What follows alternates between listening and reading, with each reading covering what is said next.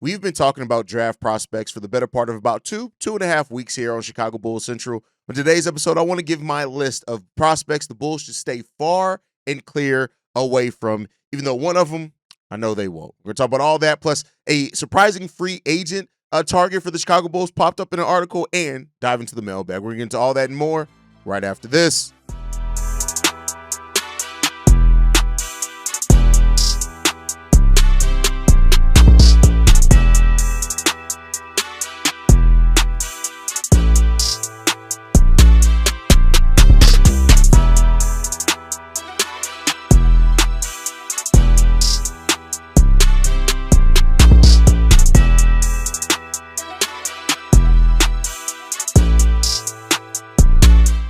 What's going on, Bulls fans? Welcome to another episode of Chicago Bulls Central, your number one spot for everything Chicago Bulls related. I'm the host there, Haize, but more importantly, you guys can follow the channel at Bulls Central Pod on every social media platform we happen to be on. With that said, let's go ahead and get into this content for today, y'all. And we've been very positive on the draft for the most part, right? Talking about prospects, what they can bring to the team. Yesterday, we had our list of my favorite 5 prospects for the Chicago Bulls. On today's episode, I got 4 prospects I want the Chicago Bulls to stay clear and away from in this draft. And you guys probably are not going to be surprised at who's number 1 on my list. This is in no particular order because I want to see them stay away from all of them. So, there's that aspect of it. But let's talk about these prospects, right? The first one, Collin Murray-Boyles. The guy has a tremendous defensive floor. Make no mistake about it. Defensively, he is probably going to be really, really good, right?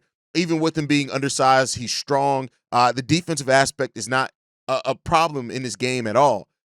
What does he bring for you offensively? Next to nothing. When you look at the way that he scored in college, that's just not going to work in the NBA. He was a high volume, low efficiency, low scoring player, and having an almost 30% usage rate to get 16 points is not going to cut it in the NBA, right? And when you look at it, and I want to be clear on this list, when I talk about this list, this is just for where the Bulls are and the combination of what the Bulls need. This isn't to say that I think that Collin Murray-Boyles is going to necessarily be a terrible player overall. I do think this, right? I've said it before. I think that drafting Collin Murray-Boyles at number 12 is going to be like renting an Airbnb in O-Block and then wondering why shit goes wrong. I really think that, right? Now, if you're drafting more like 18th, 16th, something like that, makes a little bit more sense. If you're already a team that's a winning team and you need to add a defensive specialist, it makes a lot more sense. But for what the Bulls need, as much as we've talked about defense, at the center position, you need more than just that. And you can get more than just that. And Collin Murray-Boyles is probably going to end up being a center at the NBA level. I don't think he's going to end up being a power. Well, he could end up being a power forward, but if he ends up being a power forward, you're going to have to commit to playing a very specific type of offense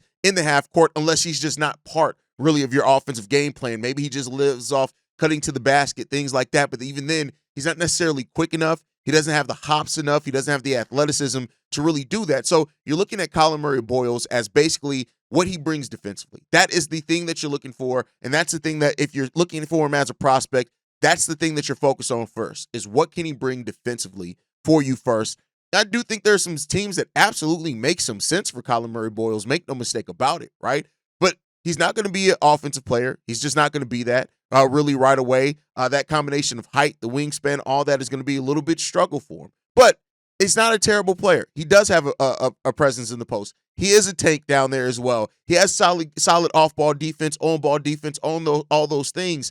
And it's just going to come down to there are not a lot of players in the NBA with his physical profile, his skill set, the inability to really stretch the floor. And I know people make the Draymond Green comparisons, but then again, like I said, Draymond Green also had positional concerns. The thing with Draymond is that he is such a unique player that he went to a team with a very unique roster makeup with 2 of the greatest shooters of all time and a head coach that understood his exact way of working with that. And let's keep in mind that Draymond Green came from David Lee and hamstring injuries, and then he ended up working himself out and taking over that, right? So I do think it's going to be an upward climb for Collin Murray-Boyles if he's an overall successful player in the NBA. But I think that he's going to end up being a defensive specialist, and that's fine. I want to be clear. There is an absolute role for that in the NBA where you need that.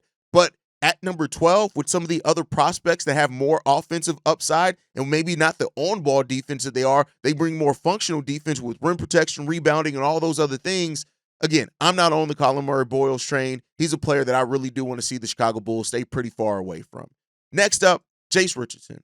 And I want to be clear. The reason why I'm down on Jase Richardson is the mix between the roster construction and makeup and the fact we don't need another guard, right? And so, again, I do think that he's an effective defender, right? He is a player that gives tons of effort defensively. And so I do think, even with him being undersized, he's not going to be a player that you have to hide necessarily defensively. I think he's gonna find a way to be effective. But at being 6 foot tall, 178 pounds, he doesn't necessarily have the weight to guard some of the stronger two guards in this league. He does bring so much. He's a really good off-ball movement. He's a good ball handler. He's a really good perimeter shooter as well. He can get to the rim, and he can finish around the rim. He's just not dunking like his dad did.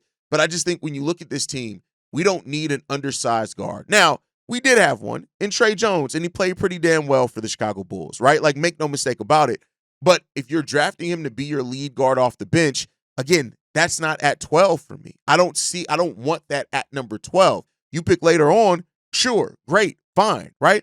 Or if you were a team that just needed a scoring specialist and maybe you had a lot of defense around him and you're willing to take on that smaller guard, right? So I think those things, again, this isn't to say that these guys are going to completely suck in the NBA, but it is going to say that, positional size is a thing for him. And it's a question here on this Bulls team. And I just don't know if we need those level of that type of guard right now at this pick. I think you can get guys very later in the draft that's going to bring some similar, upside in it. I look at Walter Clayton. Him in the 20s, I think could be phenomenal, right? And a great value pick. But Jase Richardson, because he is going to go in the lottery, and I hope that he does have a successful NBA season, I just don't want to see the Bulls draft him at 12. Next up, Kasparas Jakucionis out of Illinois. Those that know me well, and the fact that I am an Illinois fan, right? So I've seen basically every game that Jakucionis has played, right?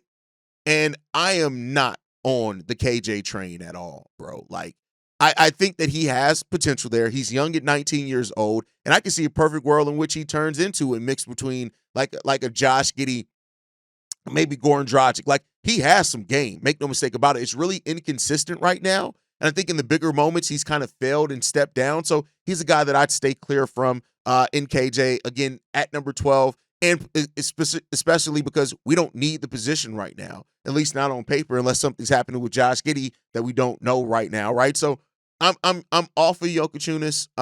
Again, I think that he is a solid prospect in this draft. I do think he has upside as a scorer, definitely as a passer. He is really good passing. The problem is that it seems like somebody said this over on Locked on Bulls.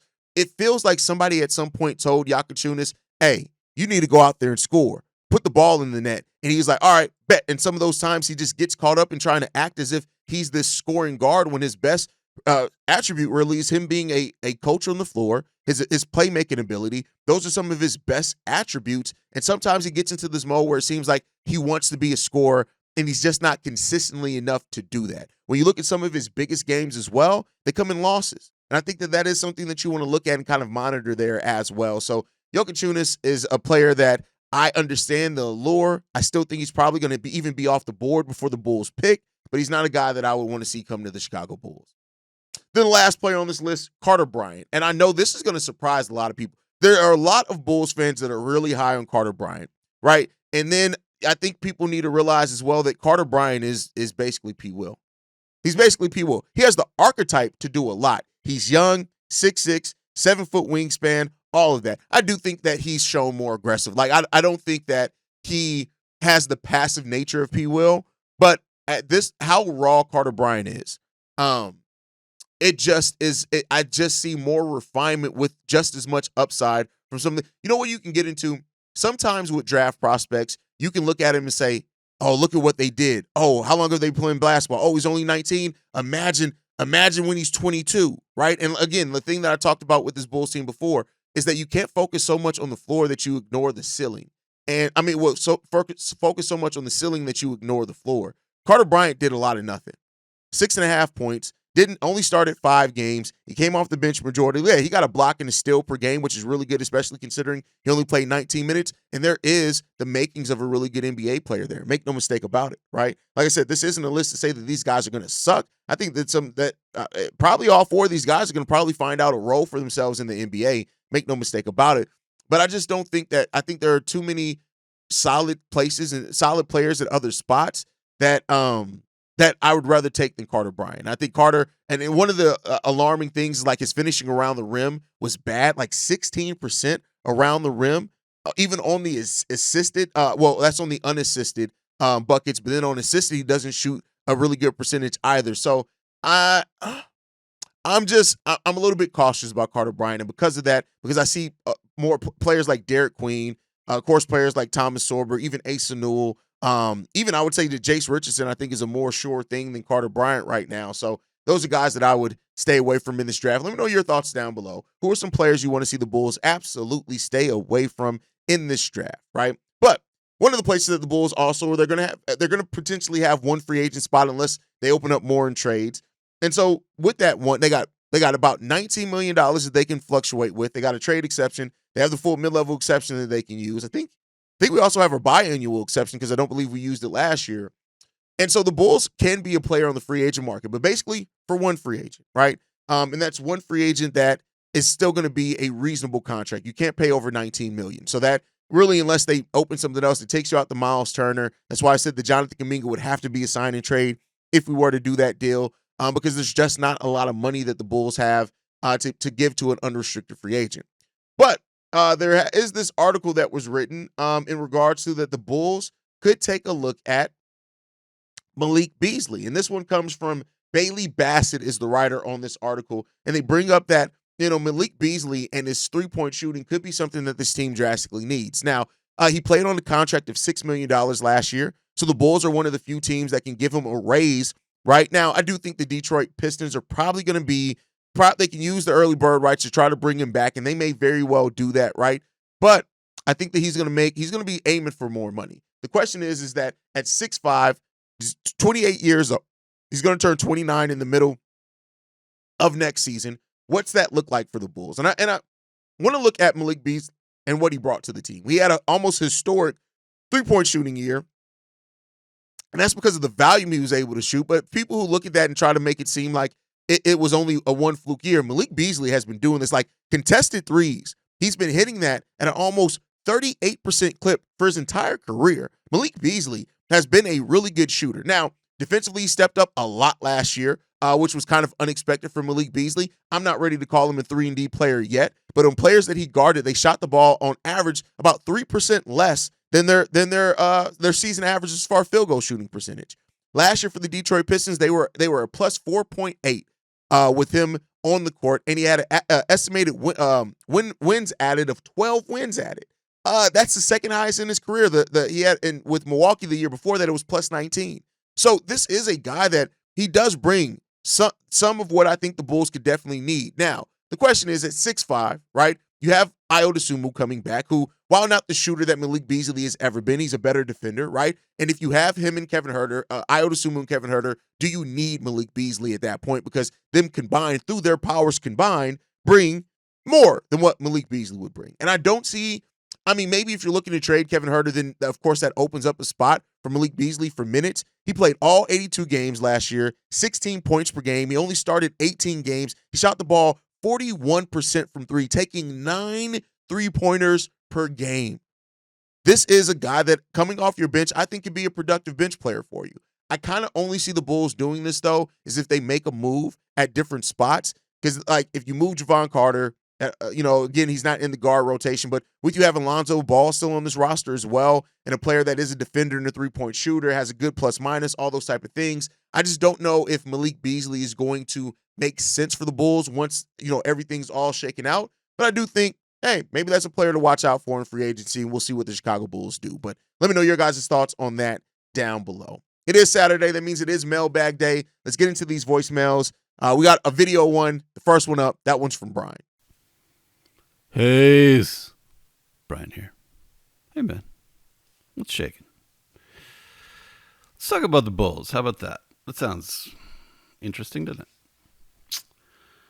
It's interesting to me to look at who these people would be joining, and one of the players I wanted to talk about was Kevin Huerter.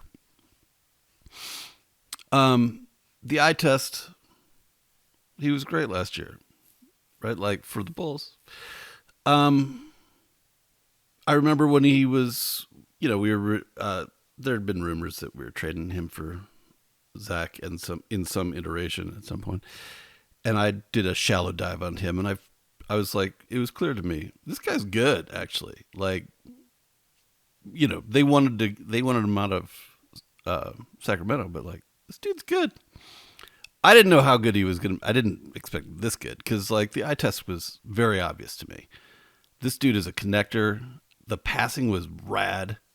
The defense was way better than you'd expect, especially the help defense. It was great. And the shooting could be a little better, Kevin. Come on, man. But it was there. And so not being an analytic guy like you, I was just looking for some numbers to like back up what I was seeing. And I started with net rating, as one does. Of course, all these are imperfect. But you have some juicy, paid for, analytics, so you can tell me I'm wrong or stupid or totally agree with me. That'd be the smart move, really, obviously. But like looking into these numbers, it's crazy ass with Kevin Huerter, and I'm looking at post All-Star break, 2 player lineups that had more than 200 minutes. Cool. Kevin Huerter's in the top 3, and they're juicy. Kevin Huerter and Josh Giddey, 390 minutes, 19.7 net rating. That's crazy town. Kevin Huerter, Julian Phillips. Did not expect that, actually. 220 minutes, 17.7 net rating. Kevin Huerter, Coby White, 492 minutes, net rating 13.8. And it goes on and on. Like all of our best net ratings have Huerter or Josh or Coby in them. And that makes sense. So Huerter's really been the connector where Josh is the engine, Coby is the scorer, Huerter's the connector. It's really cool. And when we get Io back, I really want to see how that looks. I don't know. Kevin Huerter, AK, try to extend this dude. Like, yeah, 4 years, 65, maybe, probably not. Probably once more. Man, dude was good for the Bulls. People that weren't watching wouldn't see it because it doesn't show up on this. His contributions do not show up in the stats, but they show up in the net rating. Tell me what you think. Haize, you have better stats than I do. You're better at this analytic shit than I am. Tell me why the white nerd guy is wrong. Cool, man. Anyway, keep it up, brother. See ya! Listen, I had to cut out some because Brian doesn't understand the 3-minute limit. He just doesn't. And in fairness, even with Brian sending in a video voicemail, I still got to hold you as close as possible to the 3-minute limit, brother. I'm sorry, right? It's fairness in everybody. Brian wants to start a podcast so bad, and I hope he does because he's very smart. But with that said, Kevin Huerter's impact on the Bulls. Of course, I went to my analytics because that is what I like to do with every player, not just and I do that to hold myself accountable because I think with the eye test, you want to pair in analytics, you want to use the combination of the two. Kevin Huerter played really good for the Bulls last year, right? And then when you start looking at things, he had a true shooting percentage of 53%, effective field goal shooting percentage of 53% as well. But then when you look at where he got his shots, and that's the interesting part in this. Surprisingly enough, that he didn't even shoot the best from three-point. He shot the ball 33% from three-point range, 68% at the rim, 48% mid-range, and that's really good. That's on the season. That's not just with the Chicago Bulls, though, right? So I want to be clear. He was a little bit better. It's really good steal percentage for his position as well. Solid assist percentage, 12% assist percentage. Turnover percentage was really low as well, only 9% on the turnover percentage. Kevin Huerter was good.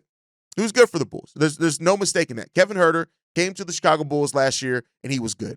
Now, the thing is that I don't think that makes Kevin, and not to say that that's what you're saying. It doesn't make Kevin Huerter untouchable. And I think when it comes down to it, is that if a team comes calling because they need the three-point shooting or they see what Kevin Huerter did here and they want to make a move for the Bulls, I don't think that the Bulls should overlook that. I think they should, listen, trade him if it comes down to it, right? And so while he was solid defensively, I do think that if Io, depending on how Io is shooting the three ball, Io brings a lot of what you talked about Kevin Huerter. He's a connector, right? When you talk about the Bulls' best lineups, still, and I don't know if you just looked at it after Kevin Huerter was gone, Io would assume was part of a lot of those Bulls lineups. Now, if you can have two of those guys, great. But I do think that Kevin Huerter could be on the chopping block with his expiring contract. Could be. If not, great. We keep a player that's played really well, fit in really well for us, and we keep it pushing. But I could see a world in which Kevin Huerter is moved. Io maybe steps into that starting three role, and then we just, we depending on what we do in the draft, first, second round, things like that. So we'll see. But overall, Kevin Huerter, good for the Bulls. I like Kevin Huerter. Think he'd be really good here. All right, let's move on to the next one. This one is from TJ. Yo, what's up, Haize? It's TJ from the lower end, bro. Man, let me tell you something, bro. I've been down in the dumps. I've been thinking about the Bulls' future and our tendencies, and it's just making me sad, bro. Because I'm afraid that we actually finna go to the playoffs next season. Like, I really don't want that. The only way I would be okay with that is if the Josh Giddey, Bonas Buzelis, or Coby just burst onto the scenes like they really tell me. They got to be stars, all-stars, superstar level talent for me to be okay with it. But right now, I haven't seen anything that really show me that they are. Like, I feel like they always putting up good numbers and good stats at the end of the year. The only person I feel like is truly 100% valid is maybe Mox. The other two, I'm not too sure, man. I'm a little iffy. I'm afraid that their stats were only inflated because of the level of talent that we was going against. Because if you really look at it, every time we really went against like the true testers of the league, the true top tier teams who wasn't injured, we got manhandled. Like they were really treating us like we were last boys, like real talk. The one that always comes to my mind is when we went against OKC for the final time. Where the fuck did Kobe go? That nigga disappeared. He was out there looking like P-Wade. Like, bro, I don't know, man. I know some Bulls fans, they really want to see them like really thrive next year because, like we all know, the East is wide open. Like real talk. We don't know what's gonna happen with the Bucks, with the Cavs, with the Celtics. Like we don't know what's gonna happen with any of those teams. Like they are all susceptible to blowing up, real talk. And it's just, man, I'm scared. I'm scared that AK gonna take this opportunity to push the mid team of the metaverse back into mediocrity. And I don't want to terrified. Like I'm truly terrified about that, bro. That means I'm finna go from my golden year is that ass D Rose, and we ain't do shit but make it to the conference finals. We're like, what? Maybe fight? Like, I don't know, man. I really want to see our boys get a chip, and it ain't looking like we finna get that opportunity. And that shit terrifies me. Real talk, man. I want to be able to, bring my kids into the world and be able to show them a good team. These niggas pushing me to have to pick a different team. And like of course, Bulls, they always gonna be babies. Okay, TJ, I gotta say this, and I hope that you're listening to the mailbag, bro. First of all, you gotta clean up your voicemail. See, really good voicemails, meaning that stop saying the N-word so much. Secondly, get closer to the microphone because what you're saying is really good, but it sounds like, at least from my side of things, that you get really excited. Maybe you have it on speakerphone and you move away. Get closer to the mic so we can hear you a little bit better. Just do that for me. Clean that up because your voicemail is your energy. I love it all. Now, as far as the Bulls making the playoffs, you don't want to see them make the playoffs. Listen, I've come to the realization, if you look at the lottery, that it's almost in the last few years rewarded teams that have just played basketball. Maybe that's what AK is betting on. And so I get what you're saying, but I think that if you have talent with this team and that what are you going to tell your players, not to play hard? No, the players are going to play hard, period. And I'm not of the mindset that you trade talented players just so you can be a worse team. That's not the mindset and the place that I want this Bulls team to be. So I think that overall, what happens, happens. And if this team, makes the playoffs next year, I'm going to be all for it. I'm going to root for it.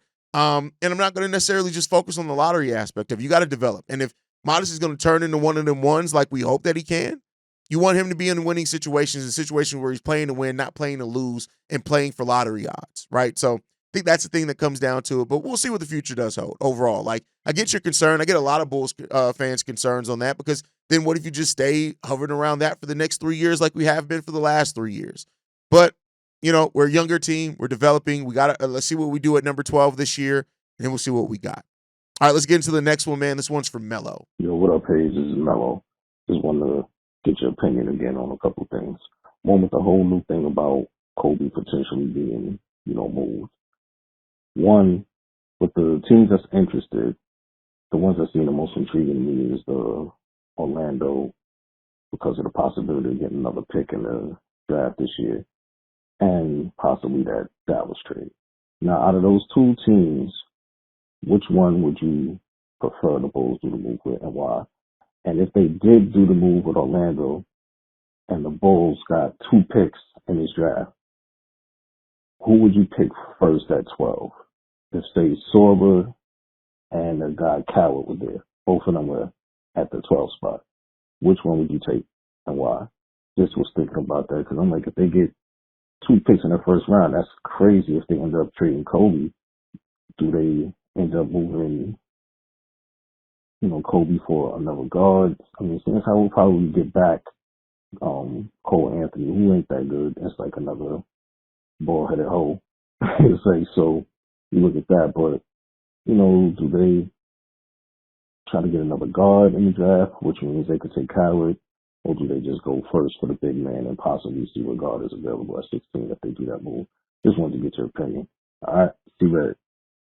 Of the two teams, I agree with you that the Orlando pick will probably be better, right? Then you're picking at number 12 and number 16 in this draft. It sucks that you would lose Coby, but who would I draft at that point? I think you can get Cedric Coward, and you can get one of Thomas Sorber, Asa Newell, or Danny Wolf. And at that point, I'm fine. Cedric Coward's going to bring so much perimeter defense that at that point, I'm a little bit – keep in mind, one of the reasons why we need such a switchable rim-protecting center is because our guard rotation right now lets players in pretty easily on the perimeter, which then you need to put pressure on that with rim protection. That's why we went to the zone defense last year.